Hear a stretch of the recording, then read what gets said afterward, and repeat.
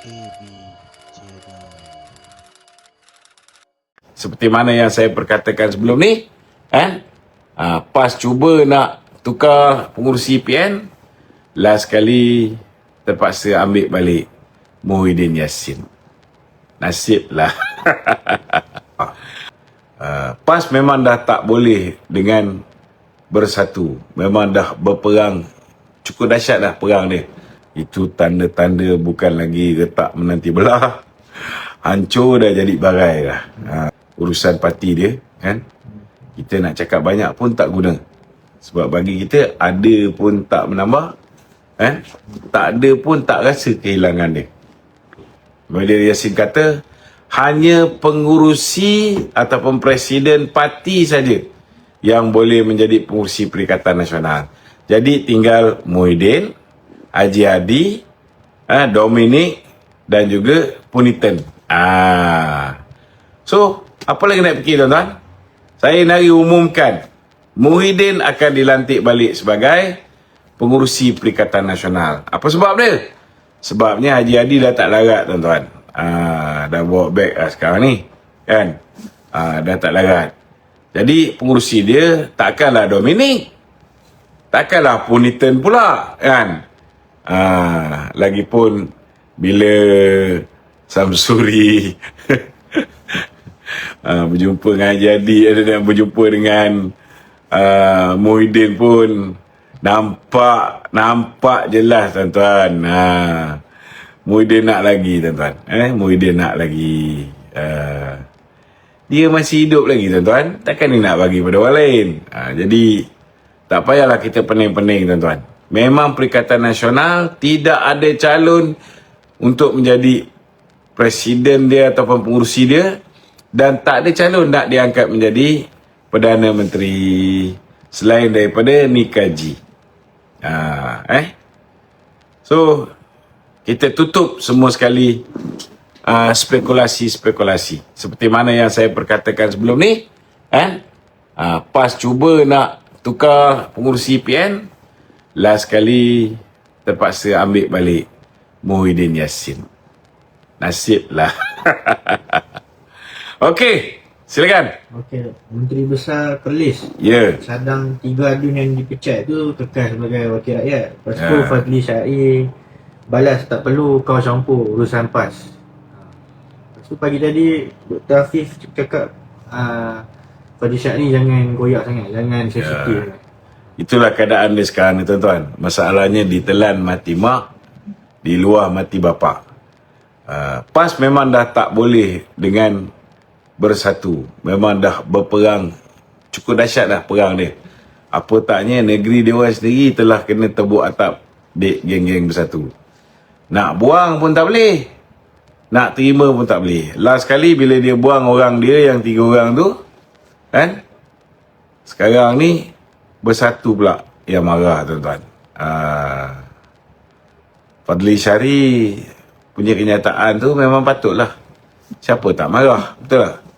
Dan parti kena ada disiplin. Kalau misalnya ahli Dewan Undangan Negeri tak dengar cakap parti, maka kalau PAS mengambil keputusan nak pecat, itu memang tepat. Yang bahaya kalau kita ni ada ahli-ahli yang langgar disiplin, kita tak ambil tindakan. Ini cukup bahaya. Itu sebabnya bila kita buat laporan disiplin, kan, minta tolonglah.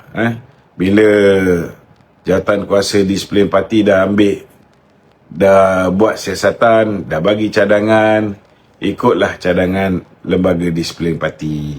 Jangan pandai-pandai ubah keputusan. Sebab lepas tu, bila orang tu buat mistake lagi sekali ataupun buat kesalahan lagi sekali, takkan nak salahkan jawatan kuasa disiplin parti. Jawatan kuasa disiplin parti dah pun memberikan cadangan, tapi pengurusan parti tak ikut. Ini kena betulkan. Tak kira lah parti mana. Parti UMNO pun ada, parti PAS pun ada, Bersatu pun ada, kan? Semua pun ada main peranan. Okey? Untuk Tun Faisal. Tun Faisal, kenapa dengan Tun Faisal? Dia marah kat PAS sebab PAS tak, dia orang nak buat mesyuarat PN tapi tak jemput Muhyiddin. Muhyiddin tak dijemput. Untuk mesyuarat PN. PN.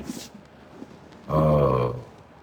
Hebat juga PAS Dia nak buat mesyuarat tapi tak nak jemput Muhyiddin Yassin. Sebenarnya kalau nak ikutkan, yang patut memanggil mesyuarat Perikatan Nasional ni Setiausaha Agung Perikatan Nasional lah. Tapi dengan cerita Setiausaha Agung Perikatan Nasional pun dah letak jawatan Azmin Ali, kan? Jadi kalau misalnya kalau Azmin dah tak sudah tak pegang jawatan Setiausaha Agung, maka pengurusi Perikatan Nasional lah yang sepatutnya melantik siapa menjadi Setiausaha Agung yang baru, kan? Tapi pasal pengurusi pun tak ada, jadi kena tengok balik. Kaki Widin jemput Hamzah Zindin dengan Ronan Candi, Wakil Bersatu. Wakil Bersatu. Itu tanda-tanda bukan lagi retak menanti belah, hancur dah jadi barai dah.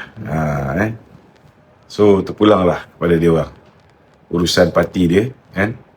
Kita nak cakap banyak pun tak guna, sebab bagi kita ada pun tak menambah, tak ada pun tak rasa kehilangan dia.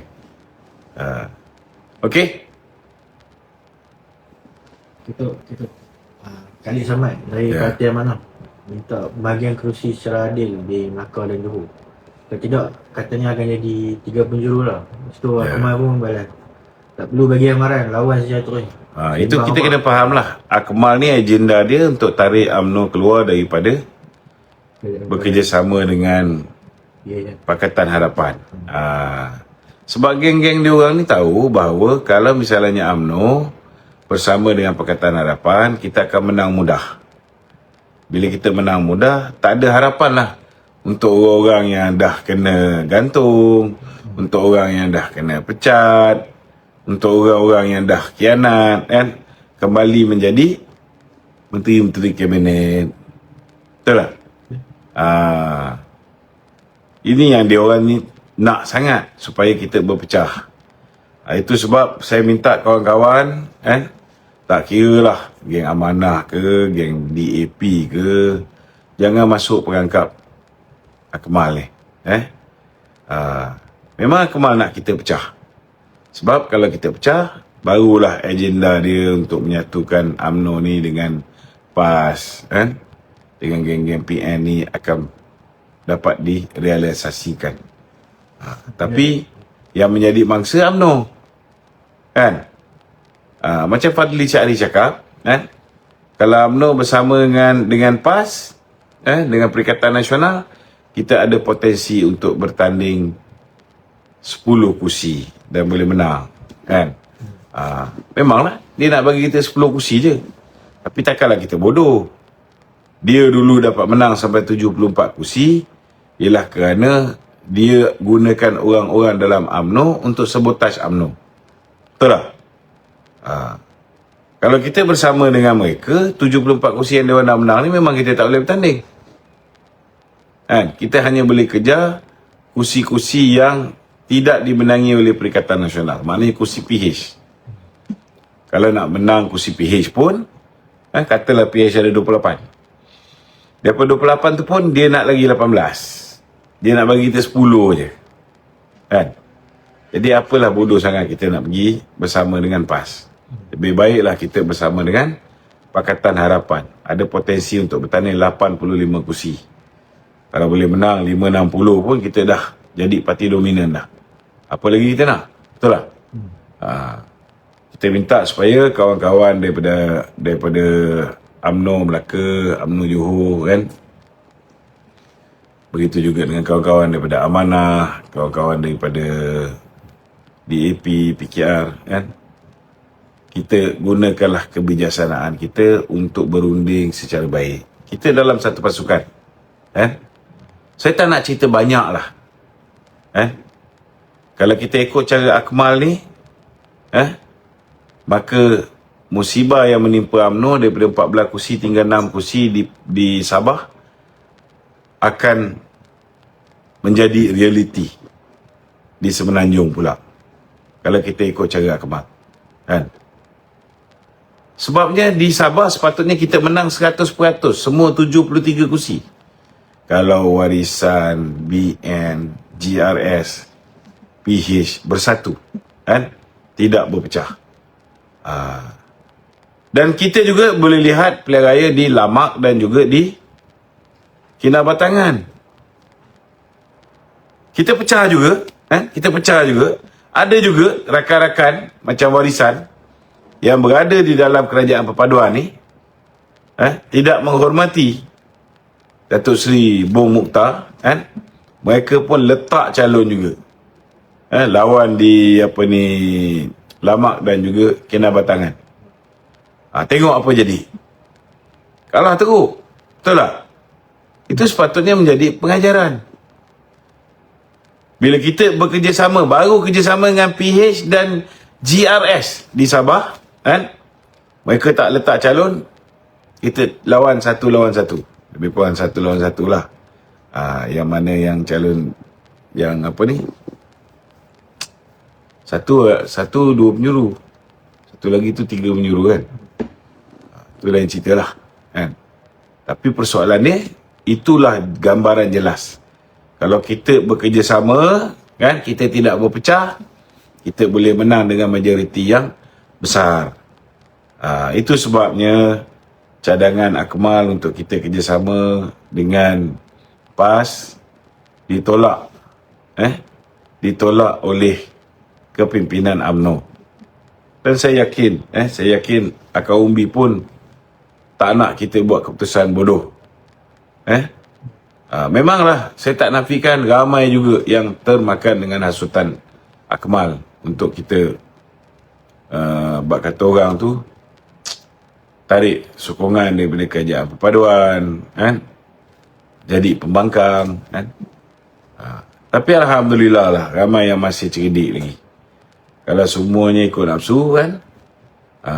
Sebab kalau kita tarik sokongan, kita jadi pembangkang, kita semua rugi, kan? Yang untung pihak yang mau melihat BN dan PH berpecah. Itu je, kan? Sebab harapannya kita akan kembali bersama dengan PAS dan Bersatu. Okey. Yang berikutnya.